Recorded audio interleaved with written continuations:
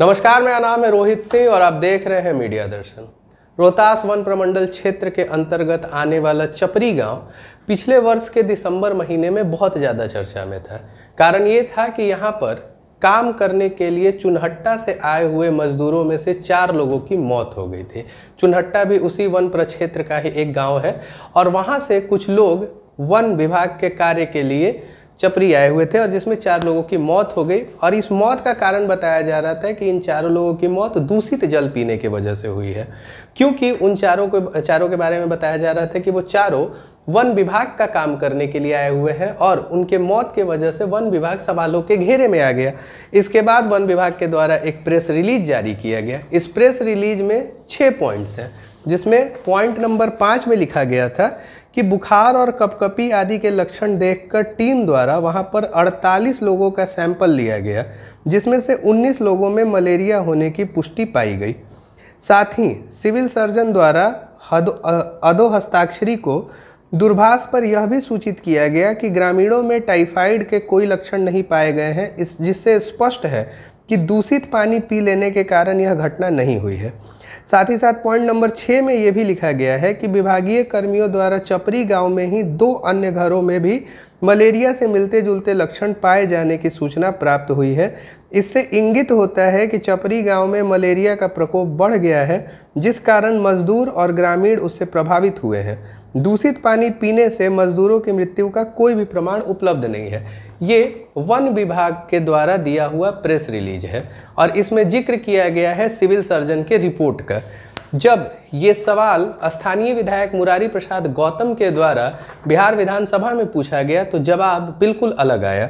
मुरारी प्रसाद गौतम के द्वारा सवाल पूछा गया था कि क्या मंत्री लोक स्वास्थ्य अभियंत्रण विभाग यह बतलाने की कृपा करेंगे कि क्या यह बात सही है कि दिनांक 4/12/2020 को रोहतास जिले के नौहट्टा प्रखंड के पहाड़ पर स्थित चुनहट्टा गांव के 4 लोगों की मौत दूषित पानी पीने की वजह से हो गई थी। ये उनका सवाल है, जिस पर बिहार सरकार के मंत्री डॉक्टर रामप्रीत पासवान का जवाब आता है। डॉक्टर रामप्रीत पासवान का जवाब क्या था कि वस्तु स्थिति यह है कि दिनांक 4/12/2020 को रोहतास जिला के नौहट्टा प्रखंड के चुनहट्टा गांव के जिन 4 लोगों की मौत पानी पीने की वजह से हुई थी, उसकी जांच जिला स्तर पर दिनांक 7/12/2020 को चुनहट्टा गांव जाकर की गई थी, जिसमें यह पाया गया कि चुनहट्टा गांव के लगभग 55 ग्रामीण रोजी रोटी की कमाई हेतु वन विभाग के काम करने के लिए चपरी गए थे, जहां वन विभाग द्वारा इन लोगों से कार्य लिया जा रहा था। इसी कार्य के दरमियान उन लोगों द्वारा नदी के दूषित जल का सेवन किया गया, जिसके फलस्वरूप बीमारी से उनकी मौत हो गई। ये जवाब बिहार विधानसभा में आया हुआ है, यानी कि वन विभाग द्वारा दिए हुए प्रेस रिलीज से बिल्कुल अलग। अब इस जवाब के बाद सवाल के घेरे में स्वास्थ्य विभाग द्वारा किया गया जांच भी आएगा, जो रोहतास जिला के स्वास्थ्य विभाग का जांच है, क्योंकि इस जवाब में, इस प्रेस रिलीज में सिविल सर्जन के रिपोर्ट का जिक्र किया गया है। तो जाहिर सी बात है कि सिविल सर्जन का रिपोर्ट और बिहार विधानसभा में आया हुआ जवाब दोनों एक दूसरे से अलग कैसे है। इस पूरे प्रकरण पर सवाल करने वाले स्थानीय विधायक मुरारी प्रसाद गौतम क्या कहते हैं, आइए सुनते हैं। तो चपरी में जो मौतें हुई थी 4, उसको लेकर आपके द्वारा विधानसभा में सवाल उठाया गया था, क्या जवाब आया?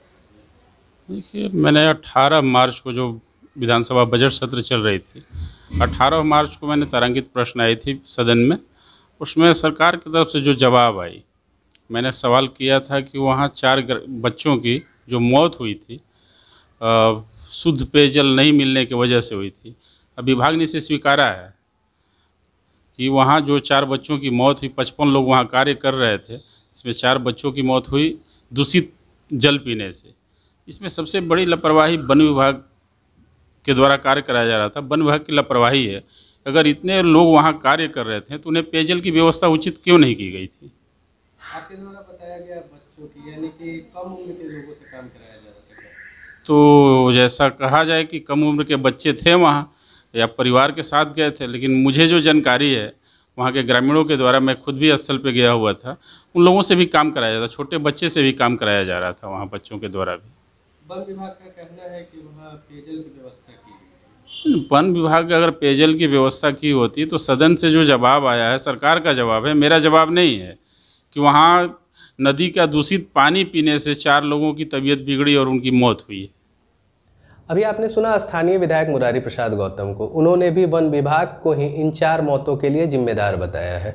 अब आपको बता दें कि वन विभाग द्वारा जो प्रेस रिलीज जारी किया गया था उसमें यह भी बताया गया था कि इन मजदूरों के रहने के लिए एक विद्यालय का इंतजाम किया गया था और वहाँ उसी विद्यालय के चापाकल का पानी ये लोग पीने के लिए इस्तेमाल कर रहे थे।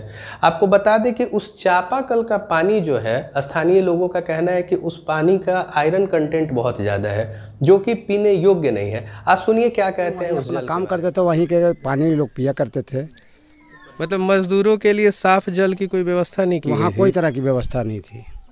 वहाँ मजदूरों के लिए कोई तरह का मैंने सरकार की ओर से कोई व्यवस्था नहीं थी और वही जंगली पानी पी करके वहीं काम कर रहे थे। उसी बीच में इन लोगों के साथ बीमारी उत्पत्ति हुई। पीने का पानी कहाँ से? पानी गड्ढा थे, नदी नाला। अच्छा, नदी का पानी पीते? नदी का पानी। तो उसी पानी को वन विभाग द्वारा वहाँ पे काम करने वाले लोगों के लिए वही पानी दिया गया था? वही पानी दिया गया था। क्या खा रहे थे वो? पानी कहाँ से पीते थे वो? पानी नदी में पी रहे थे सर। ये विद्यालय में जो चापाकल लगा हुआ है, इस चापाकल का पानी कैसा आता है? चापाकल का पानी आयरन है सर। आयरन है इसमें? हाँ। आयरन ज़्यादा है? ज़्यादा आयरन है। चावल बनाने के बाद लाल हो जाता है। अभी आपने सुना चपरी के स्थानीय लोग को। उन्होंने बताया कि वो जो जल है उसमें आयरन कंटेंट ज़्यादा है जिससे वो पीने योग्य नहीं है। यानी कि इस प्रेस रिलीज पर फिर से सवाल उठ रहा है और इस प्रेस रिलीज पर पूरा का पूरा सवाल मंत्री जी के जवाब के बाद और ज़्यादा गहरा होते जा रहा है। जब इस मामले पर वन प्रमंडल पदाधिकारी से बात की गई तो उन्होंने बिहार सरकार के जवाब को सिरे से खारिज करते हुए कहा कि शायद आपने सिविल सर्जन का रिपोर्ट नहीं देखा है। एक बार आप सुनिए क्या कहते हैं। दिसंबर 2020 में वन क्षेत्र के काम करने गए थे चपरी पे। कुछ आगे सटिए नहीं, सवाल कर लेने दीजिए।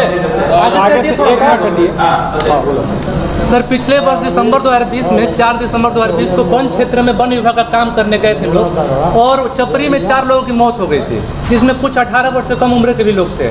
उसके बाद से बिहार काम करने का जहरीले पानी पीने की मौत हो गई थी। वन विभाग के द्वारा पानी पीने की व्यवस्था नहीं की गई थी, इस वजह से उनकी मौत हो गई थी। और ये बात बिहार सरकार ने माना भी है विधानसभा में कि नहीं, वन विभाग के काम करने गए हुए थे और विषाक्त पानी पीने से ही मौत उनकी हुई है।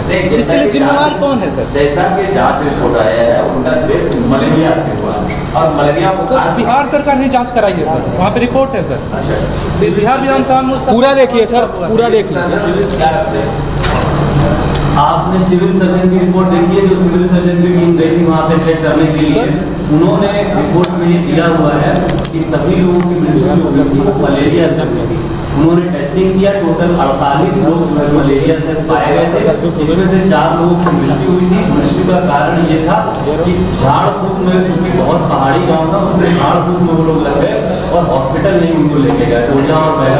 तो फिर सर बिहार सरकार को जांच तो सर बिहार सरकार जो जांच कराई वो रिपोर्ट झूठा हो गया। आपने जो रिपोर्ट दी है उसको देख लेते हैं, लेकिन हमारे स्तर से डीएम साहब के स्तर से बहुत तरह से जांच होती है। सिविल सर्जन की रिपोर्ट जो जिले से गई है उसमें मलेरिया की मृत्यु का कारण बताया गया है। मलेरिया को ठीक है, तो मतलब उस सरकार की रिपोर्ट झूठी है। देखेंगे क्या है। मेरी सरकार की रिपोर्ट झूठी नहीं होगी। आप सबके लिए विधानसभा में सर उसका आंसर आया है सर, बिहार विधानसभा में। हम लोग चेकअप करा लेते हैं। अभी आपने सुना रोहतास वन प्रमंडल पदाधिकारी को। उन्होंने इस बात को सिरे से खारिज करते हुए कहा कि आपने शायद सिविल सर्जन का रिपोर्ट नहीं देखा है जिसमें साफ साफ मृत्यु का कारण मलेरिया बताया जा रहा है। अब यहाँ पर सवाल ये उठ रहा है कि कौन सच्चा है? बिहार सरकार के मंत्री सच्चे हैं या रोहतास वन प्रमंडल पदाधिकारी सच्चे हैं? और अगर ये 4 मौतें हुई हैं तो इसके जिम्मेदार कौन है? क्योंकि अगर बिहार विधानसभा का रिपोर्ट देखा जाए और ये जवाब देखा जाए तो इसमें साफ साफ वन विभाग को दोषी बताया जा रहा है। अगर वन विभाग दोषी है तो इस पर क्या कार्रवाई होगी? ऐसे ही खबरों के लिए बने रहिए मीडिया दर्शन के साथ। धन्यवाद।